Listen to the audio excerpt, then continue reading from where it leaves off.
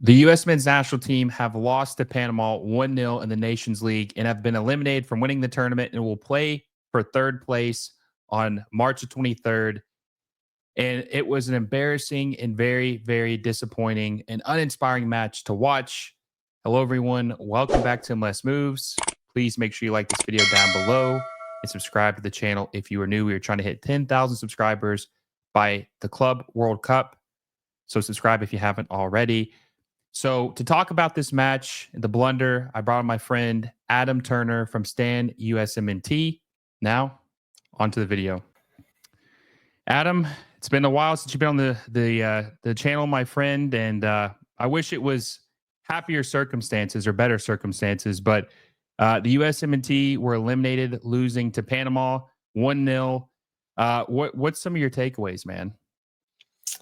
It's depressing, man. It was like just even right from the jump. I remember at about the 15-minute mark, I kind of noted to myself, like, that's bad soccer so far. And then somewhere around the middle of the half, we woke up, created a couple of chances. Thought got pretty unlucky. Created a really nice chance to Sargent and just kind of deflected off a defender's foot.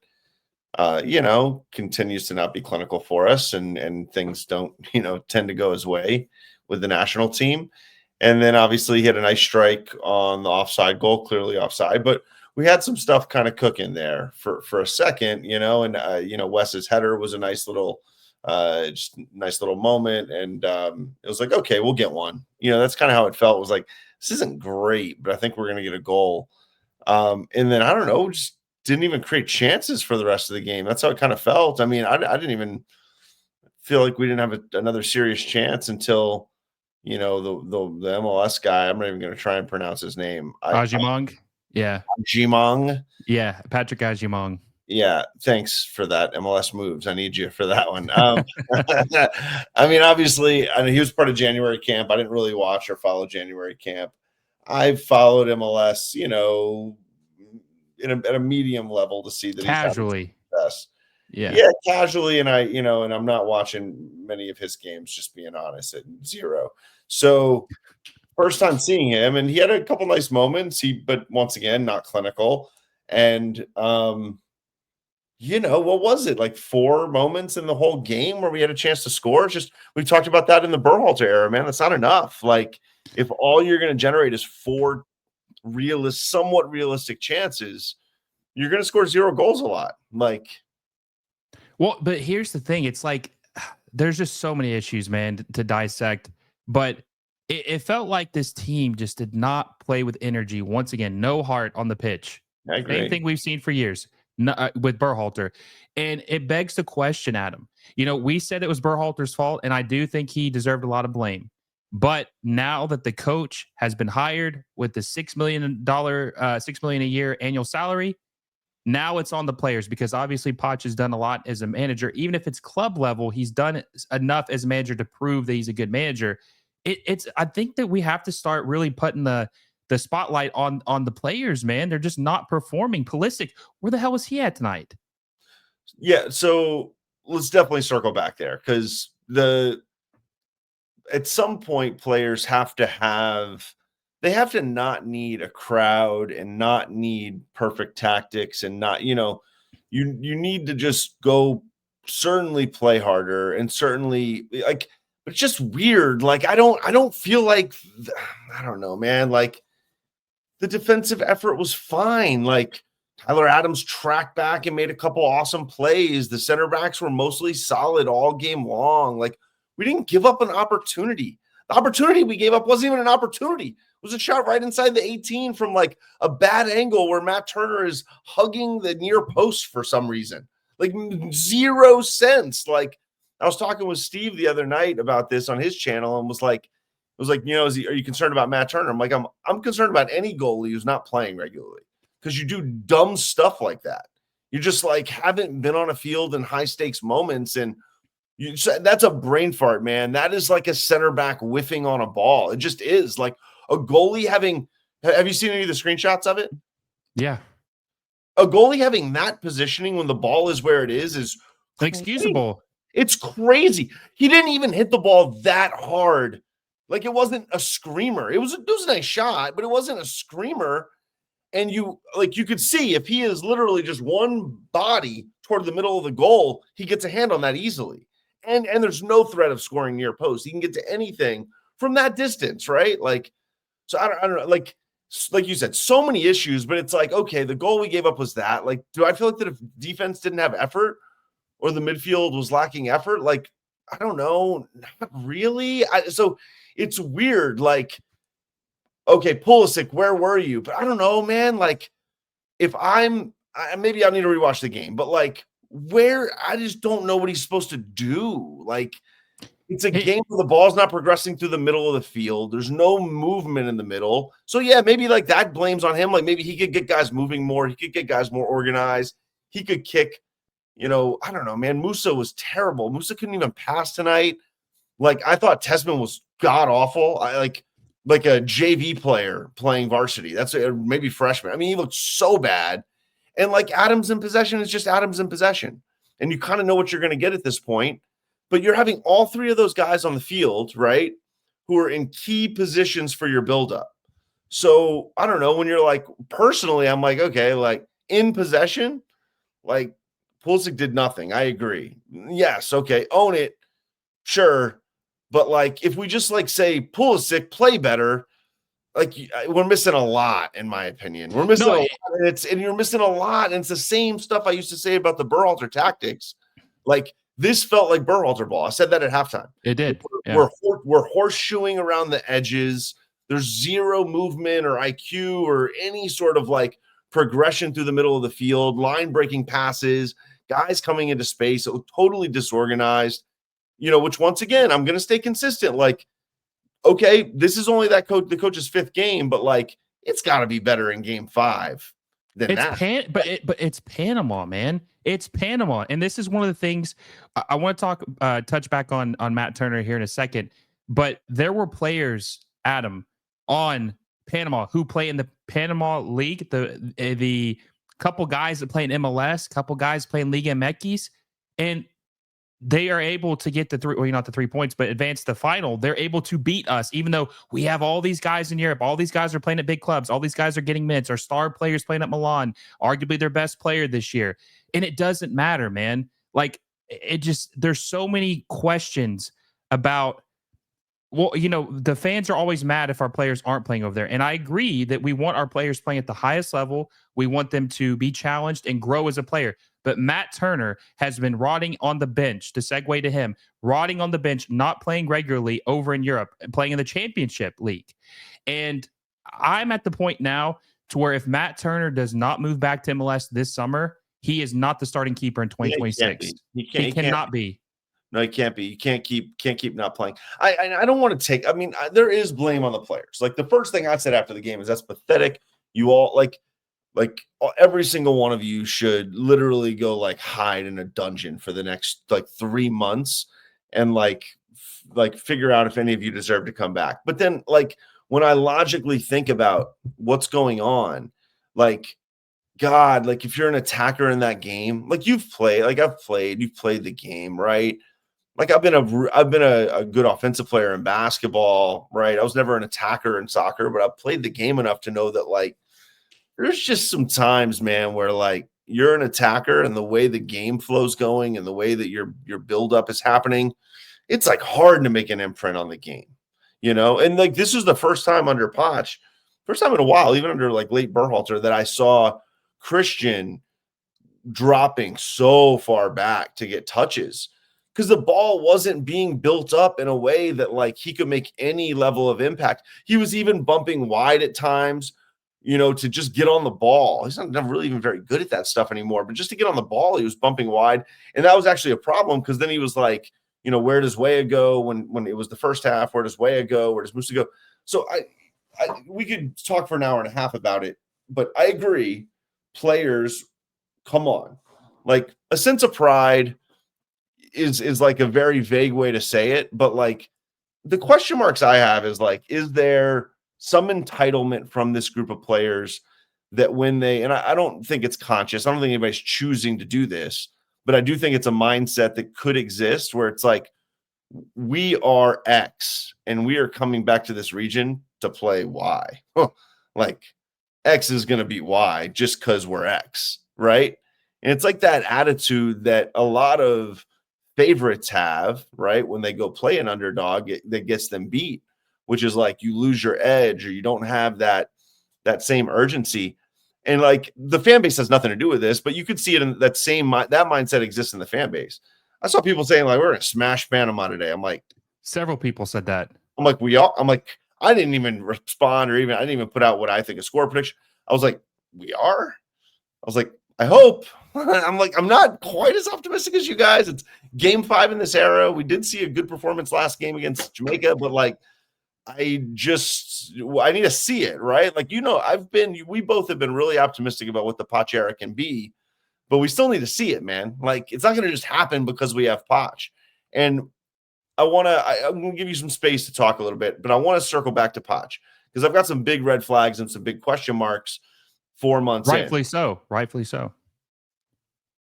Oh, were you going to talk about Oh, Poch yeah, now? no, do you have anything else before we dig into Poch?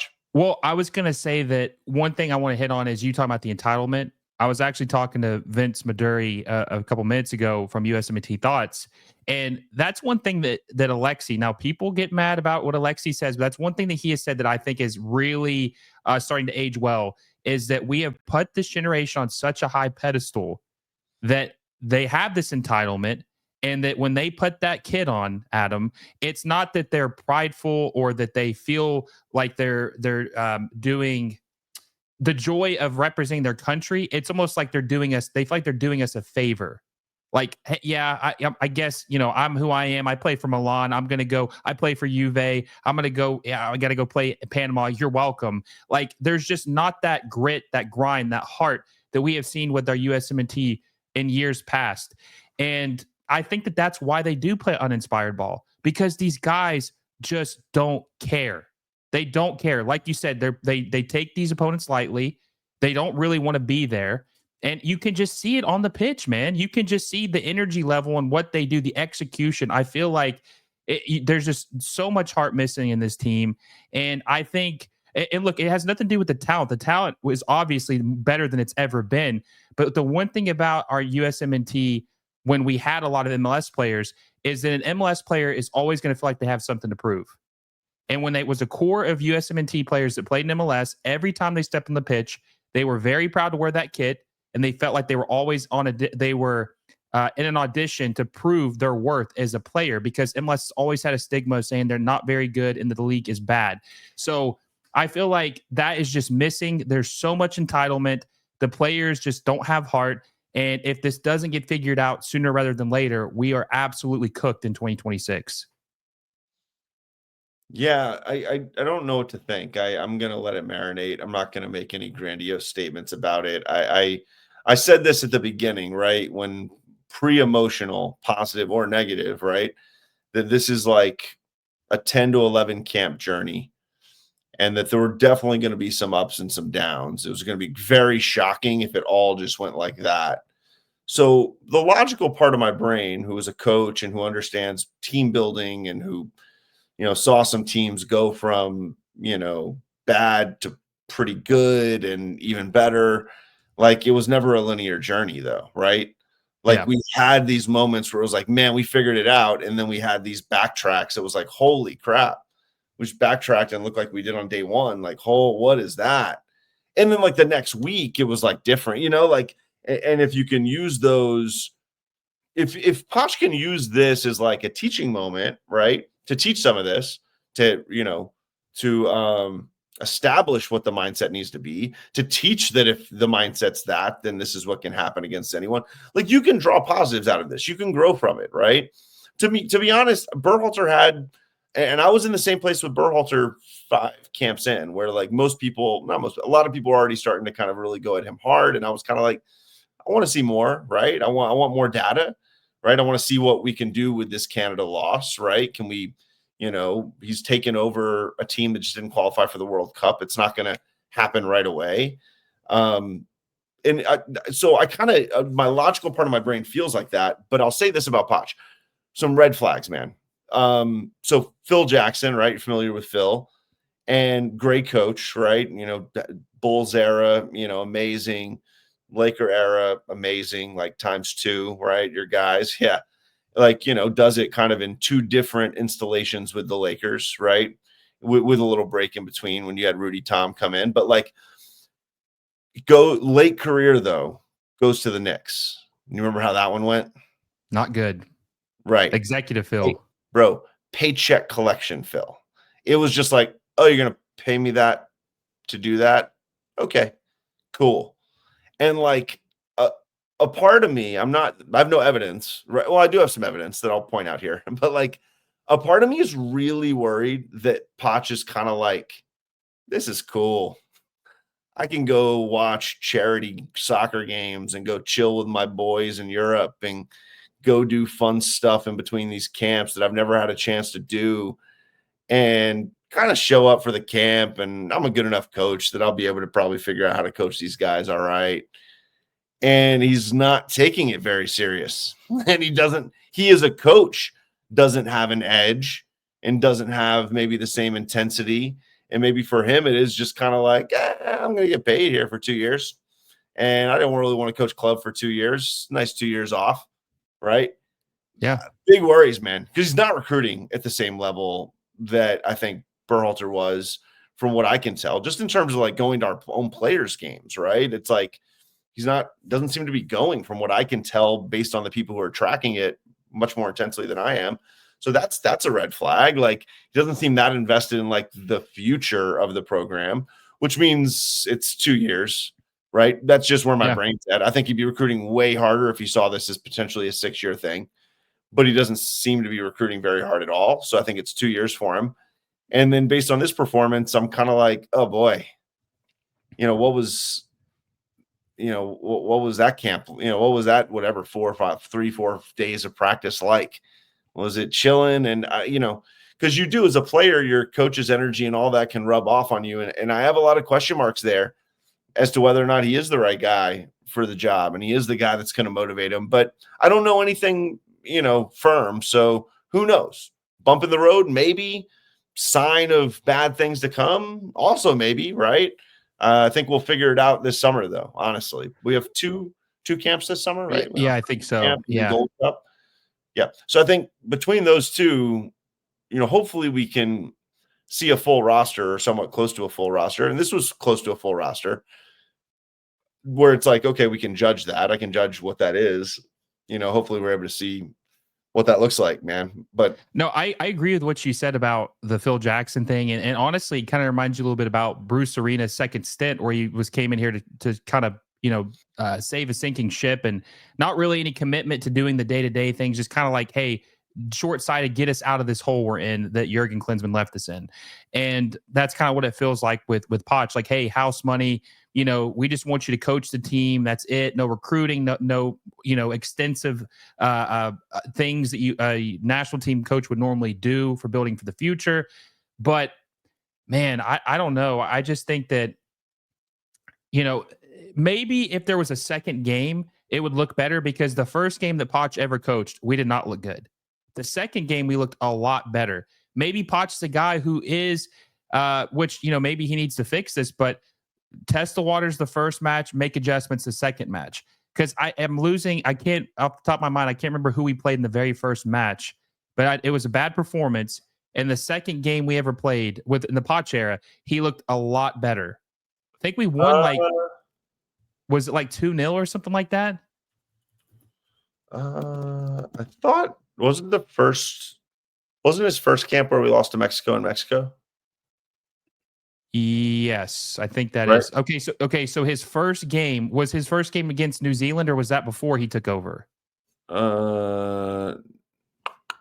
His first game, I'm looking at it right now. His first game was New Zealand was before he took over. His first game was a 2-0 win against Panama. And then we lost to Mexico. So maybe I got it mixed up. Yeah, Jamaica was like that. Jamaica camp, the first game was at Jamaica. Kind of always. Maybe that's what it was. Maybe that's what it was. Tough place to play though, too. And like, it felt a lot like that game that we just played. To be honest, we just pulled out a goal, and the field was like pretty crappy. It was like kind of hard to pass on, which always can be a little bit of an excuse. But like, yeah, and then we came home and it was like, oh man, you could see the ideas, you could see like where it was going. And this Panama team's just better than that Jamaica team, though. Honestly, man, like they've had Panama's more. good. Like you They're can't good, take them man. lightly. They've They're had more gritty. success, had some success in Copa, and a little bit more so than other teams in region. So listen, like I'm just gonna call some stuff out, right? Player stuff is out there all over the place right now. I agree with it, right? I do agree. I think big question marks on the players fairly. I still believe in the talent level of the group. I still believe that the right coach doing the right stuff can get this team motivated in the right way. I really do. Oh, I agree with that. And I think the right coach for the job can get this done. And whether or not that's Poch or not, TBD. But I do think the players kind of need to come together and say, listen, man, we got to just make sure there's no excuses. We can't look in the crowd and see, a 1/10th crowd and let that dictate our energy. I don't know if it did or not, but like certainly could have been a factor, right? Yeah. I saw a tweet like Pulisic walked out, saw the crowd, and was like, kind of like made a facial expression, like "Holy crap!" Right? Like we're not stupid. Like that kind of crowd at home. Oh my god, that's depressing. Like that's a depressing thing to watch. But like, don't let that dictate how hard you play. Like, WTF, guys? Like, come on, right? Can't set the tone. No. If the coach came in with low energy, you can't let that dictate your effort and energy level, right? Like, I don't know, man. Like and then the other thing is just like you can't let your effort and energy level dip because your tactics aren't correct, or you have 3-4 guys on the field who don't fit for breaking down a low block, and it kind of, I don't know, like there's just a lot of stuff that, like, that's my last Poch thing I really want to call out, right? Is like, don't get Jack McGlenn at all. Like, is Gio Reyna like murdering people? Like, I have no idea what's going on. Like, is he literally like screwing coaches' wives? Like, well, what's he doing? Like, I don't get, like, you can't tell me from a talent standpoint we didn't need Gio Reyna on the field tonight. Like, no, I don't know, 100%. Man. Like, I don't know what he's doing wrong, but like, I don't get how he doesn't come on the field when you need a goal. Like, you need a goal, you need creation, you need incisive passing, and you bring on Jack McGlenn, and you Gio Reyna is the most important. He's the most important piece of 26.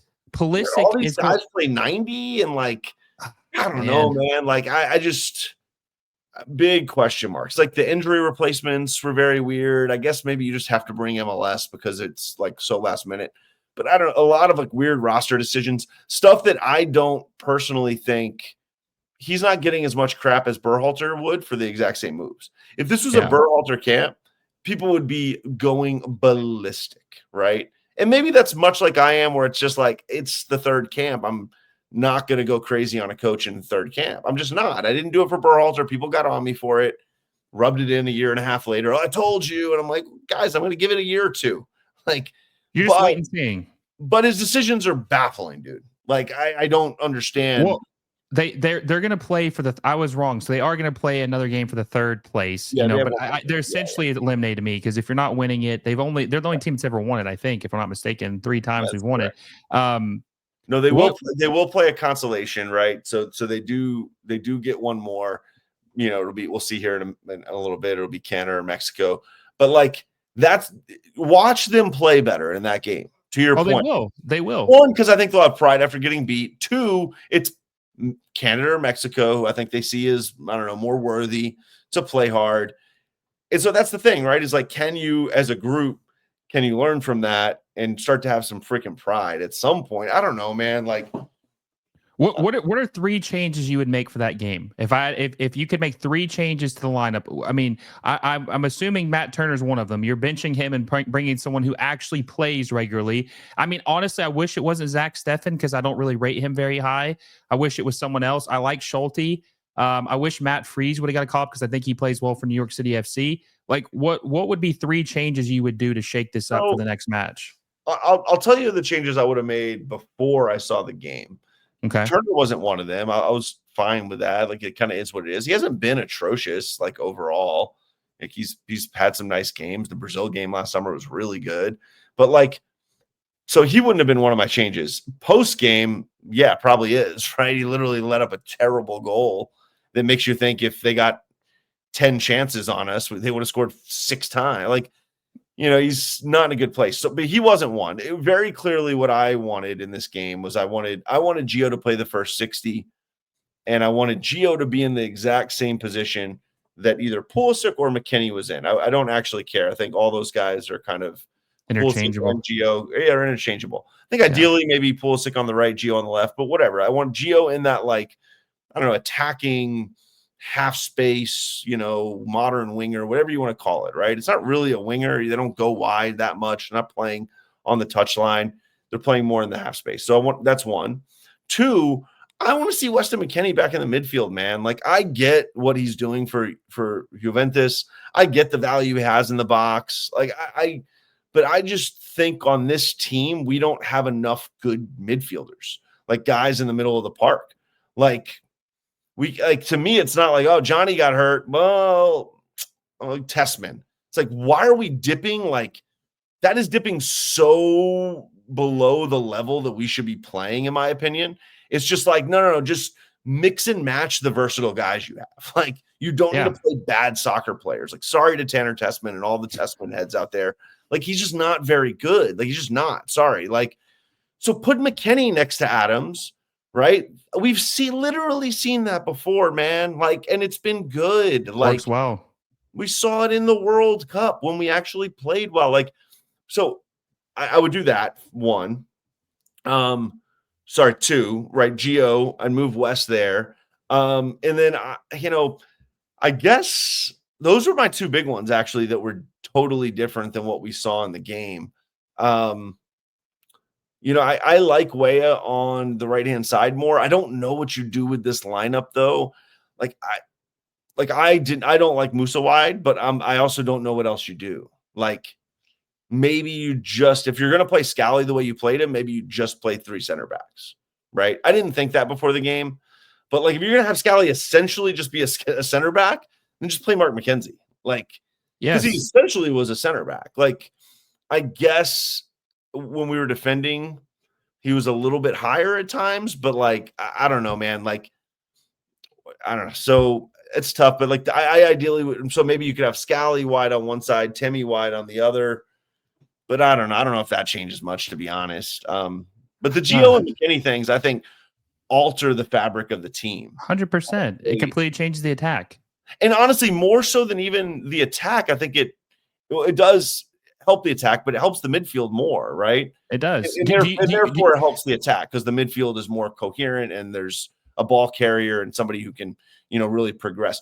Just think about the whole game. Like, do you remember anyone getting the ball in the midfield on the half turn or making some sort of incisive pass or from no, the ball didn't even get there. Like, you couldn't, and you have to be able to get the ball there, like even against the block. But you brought up a good point a minute ago about how deep Pulisic was playing because he wanted to get the ball early and get some touches. I feel like if McKennie had played in the midfield, that maybe would have opened up more opportunities. And I think that would have. And Gio, right? Like, just get on the ball, man. Like, get him the ball and stuff happens. Like, he's not perfect, but like, certainly in our pool, there's no one, including Wes, who can do what he does when it comes to like opening up play.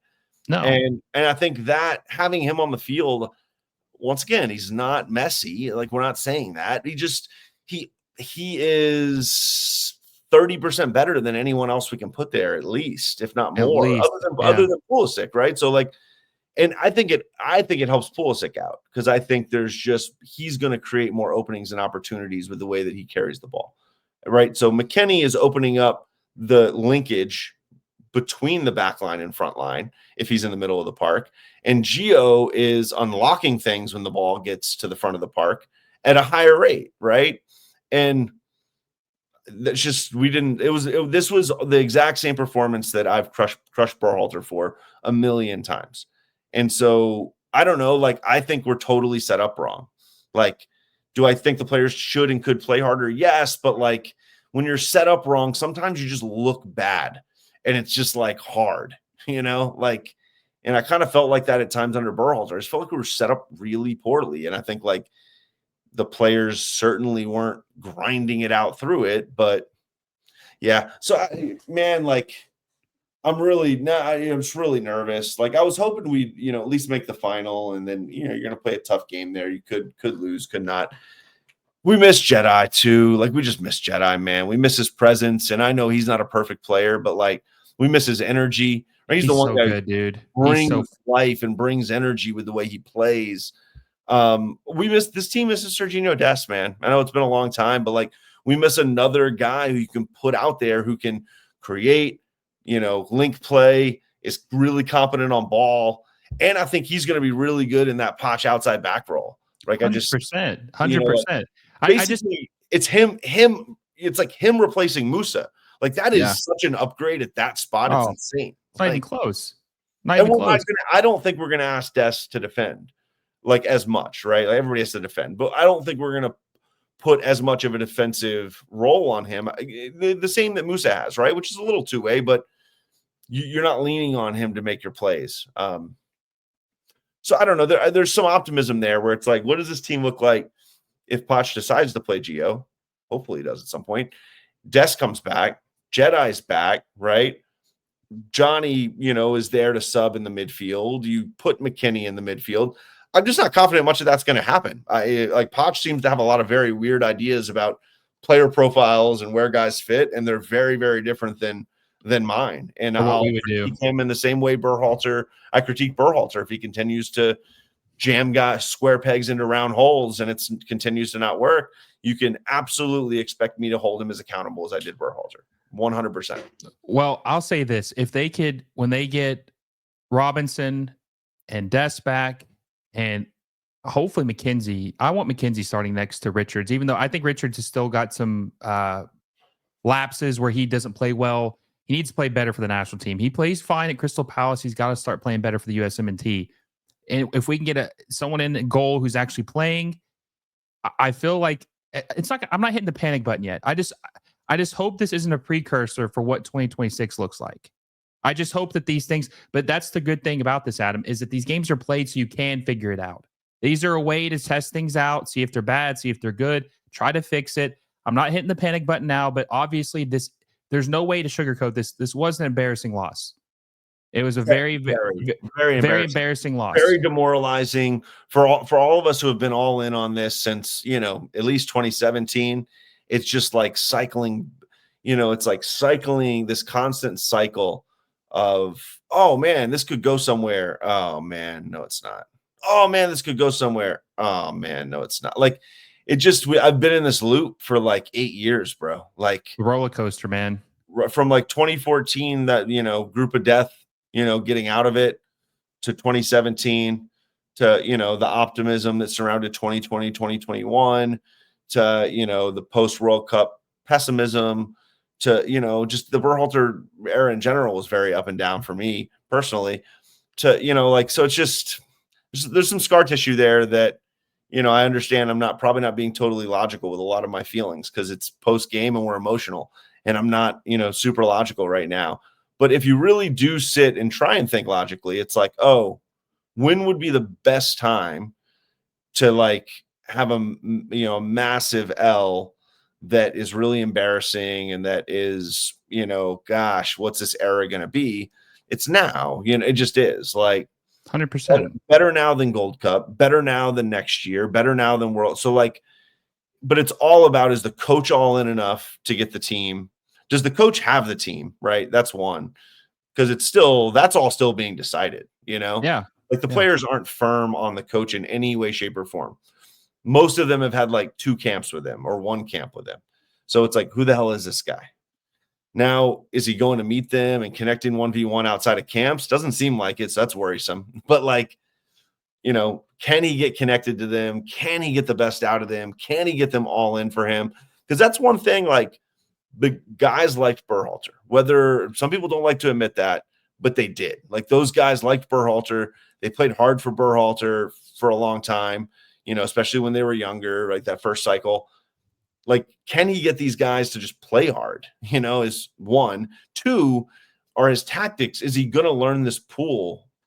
Or does he have a weird idea of what this pool is? Does he know that Gio Reyna's good? Like, I don't know. I'm confused right now, dude. Like, well, I mean, I think maybe we'll have you back on if you want to, and hopefully it's not depressing. It's a better performance, but we'll, having this episode, airing it out now, good to see what we think. And, everybody let us know what you guys think in the comments, but we'll circle back after this next game for third place. And then I think we'll have a better sense of like what's going on. We call it in an adapting game, right? Adapt to how you played this game and try to fix things and make some changes. We'll see how he does with that. But Adam, I know you got to get out of here, man. I appreciate you for hopping on with me. Before I let you go, where can the people find you at? Yeah, Stan USMNT, tweeting it up, Xing it up, X posting it up on there. You can find me. Might be a little sad. Might be a little sad in the near future. You're a guy. I know you've had him on the channel here a couple times. Tactical Manager and I do a post camp recap every time on his YouTube channel. Whether you agree with him, disagree with him, I think he's got provocative opinions, and I try to as well. So we do that as well. So you can check those out as well. Appreciate you coming on, my friend. Till next time, guys. I'll see you all soon.